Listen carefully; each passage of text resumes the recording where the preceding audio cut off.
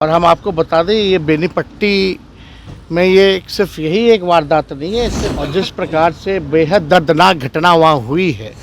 एक अल्पसंख्यक को जब पुलिस के डीएसपी ने, पुलिस वालों ने बहुत पिटाई की है।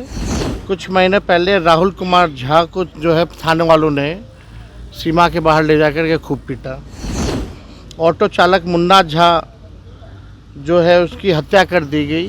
धनौजा गांव में हरिमोहन झा की हत्या हुई। डीएसपी ने बयान दिया था कि इसमें शराब माफिया के लोग जो हैं वो मिले हुए हैं। संदेह आप सब लोग जनता के नौकर हैं, जनता मालिक है। जनता के पैसों पर आपको जो है आपका महीना मिलता है, सैलरी मिलता है, और आप जनता को जो है बेरहमी से जिस हिसाब से पिटाई की जा रही है। आज में जो स्टैम्पेड हुआ है उसको लेकर राज्यसभा में सभी अपोजिशन के सांसदों ने वॉकआउट किया है। देखिए, सबसे पहले तो आज बसंत पंचमी है और इसकी शुभकामनाएं जो है सभी लोगों को मैं देता हूं। और जहां तक पार्लियामेंट की बात है तो स्टैम्पेड हुआ है तो जिम्मेदारी तो किसी पे तय होनी चाहिए। इतनी बड़ी घटना हुई है तो होना चाहिए। अब कितनी संख्या में लोग मारे हैं, देरी हुई है, उस हिसाब से इंतज़ाम नहीं था। तो अगर जनता के सवाल को अगर विपक्ष उठा रही है तो उसमें एतराज़ की क्या बात है? सरकार को जवाब देने दीजिए। प्रधानमंत्री मोदी ने कहा है कि आरजेडी और कांग्रेस हमेशा से बिहार के साथ छलावा किया और जो बजट है वो बिहार के लिए ऐतिहासिक बजट है। 11 साल में अब तक क्या मिला बजट में? 11 साल के 12वां साल का है ना ये। 11 साल तक तो अब तक बजट पेश कर रहे थे, क्या मिल गया बिहार को? कुछ हुआ पूरा वादा इनका? कोई काम हुआ है 11 साल में जो आप इस 12वीं बजट को मान रहे हो? हम तो बोल रहे 11 जो पहले बजट पेश हुआ उसका क्या हुआ? उसका तो कोई हिसाब किताब ही नहीं है। ये केवल जुमलेबाजी है और कुछ नहीं। पूरी तरीके से बिहार के साथ सौतेला व्यवहार किया जा रहा है। अब कंपेयर कर लीजिए ना, गुजरात और बिहार को कितना मिला है?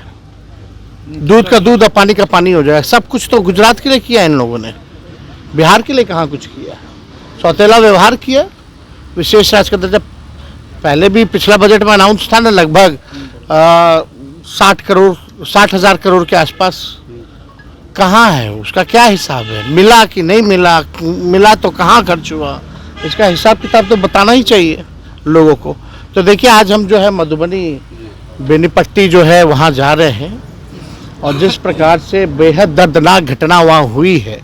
एक अल्पसंख्यक को जब पुलिस के डीएसपी ने, पुलिस वालों ने बहुत पिटाई की है, बिना कोई वजह के जो है पिटाई की गई है। इसलिए हम जा रहे हैं, पीड़ितों से हम लोग मिलने जा रहे हैं।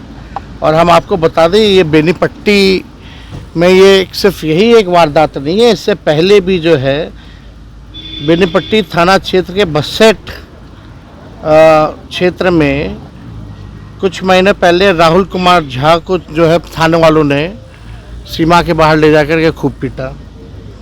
ऑटो चालक मुन्ना झा जो है उसकी हत्या कर दी गई और लगातार जो है अभियुक्त, नामजद अभियुक्त जो है पुलिस अभी तक नहीं पकड़ सकी। धनौजा गांव में हरिमोहन झा की हत्या हुई। डीएसपी ने बयान दिया था कि इसमें शराब माफिया के लोग जो हैं वो मिले हुए हैं। संदेह था और रिजल्ट जो है अभी तक कुछ हुआ नहीं है।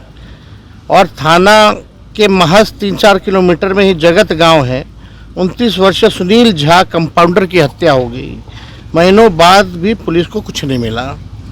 ढाका गांव में भी कुछ दिन पहले पुलिस ने बर्बरता से कार्रवाई करते हुए वहां के ग्रामीणों को, महिलाओं को, बच्चों को जो है खूब पिटाई की। अभी तक उस पर किसी ने संज्ञान नहीं लिया। और अब जो घटना आई है, वहाँ एक मौलाना थे, उसको पुलिस के लोगों ने ज़बरदस्ती जो है पीटने का काम किया है। ये पूरी तरीके से नीतीश कुमार जी अचेत अवस्था में चले गए हैं। लॉ एंड ऑर्डर समाप्त हो गया है। हम उन पुलिस अधिकारियों को कहना चाहते हैं कि संविधान की शपथ लेते हैं आप। अगर मानसिकता अगर आरएसएस की लेकर के या किसी विचारधारा की लेकर के आप चल रहे हैं तो ये गलत है। आप सब लोग जनता के नौकर हैं, जनता मालिक है। जनता के पैसों पर आपको जो है आपका महीना मिलता है, सैलरी मिलता है, और आप जनता को जो है बेरहमी से जिस हिसाब से पिटाई की जा रही है थाने में चले जाइए, ब्लॉक पे चले जाइए, घूसखोरी हो रही है। तो इस तरह की मानसिकता अगर कोई पुलिस वाले अगर दिखाने का काम कर रहे हैं तो इसकी घोर निंदा होनी चाहिए। सिवान में और ये हम बात की आपको हकीकत भी आपको है। बताना चाहते हैं कि अगर कोई भी मुसलमान भाइयों के प्रति अगर कोई बुरी नज़र से देखने का काम करता है तो उन बुरी नज़र वालों को नज़र अच्छी कैसे की जाए हमें हर तरीके पता है। और अब कल की घटना हुई है, हम लोग हमारा डेलीगेशन जब तक इंसाफ नहीं होता, जब तक दोषी डीएसपी को सज़ा नहीं दिला देते, तब तक हम लोग चुप बैठने वाले नहीं हैं। हमारा दल मानव अधिकार आयोग भी जाएगा, डेलीगेशन जाएगा और इन तमाम घटनाओं की शिकायत भी करेगा। ये जिस प्रकार से बर्बरता से पीटा गया है, दर्दनाक घटना है। ये क्या मानसिकता फैला दिया है इन बीजेपी के लोगों ने। आप देखिएगा कि 20 सीटें आती हैं दरभंगा और मधुबनी में, 20 में से 17 जदयू बीजेपी के एमएलए हैं। झंझारपुर, दरभंगा और मधुबनी के एमपी सांसद जो हैं वो पूरी तरीके से भाजपा के लोग हैं, एनडीए के लोग हैं। और वहाँ से जिस प्रकार से प्रशासन पे इन लोगों ने कंट्रोल कर लिया है, ये बेहद ही दर्दनाक बात है।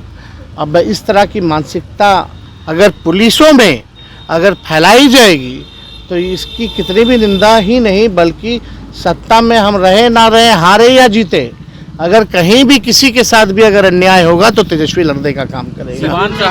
कहीं भी इस तरह की घटनाएं इस तरह की घटनाएं लगातार बिहार में हो रही है। लॉ एंड ऑर्डर के सवाल पर लगातार हम बुलेटिन जारी करते हैं। हम तो ये भी कहते हैं कि बिहार में एक दिन में कम से कम 500 राउंड गोलियां चलाई जाती हैं, लेकिन कार्रवाई किसी पे नहीं की जाती है। शकील साहब की बेटे ने सुसाइड की है। तो हमको अभी दुखद सूचना जो है अभी प्राप्त हुई है। हम देर शाम जो है वापस लौट के मुलाकात करने जाएंगे।